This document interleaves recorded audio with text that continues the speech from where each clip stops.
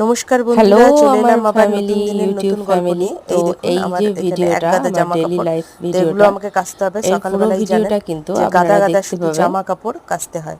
পূজা তো অফিসিয়াল, জামা কাপড় টাপড় সরি কেচে চলে অফিসিয়াল। গেলাম এবার রান্নার দিকে।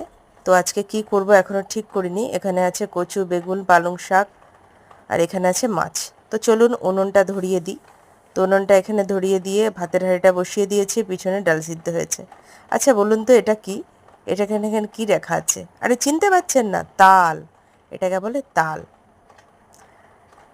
আচ্ছা বলুন তো এটা কি মাছ? কমেন্টস করুন।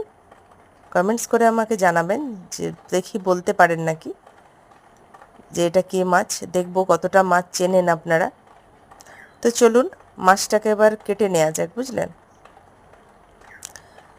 তো মাছটা কাটার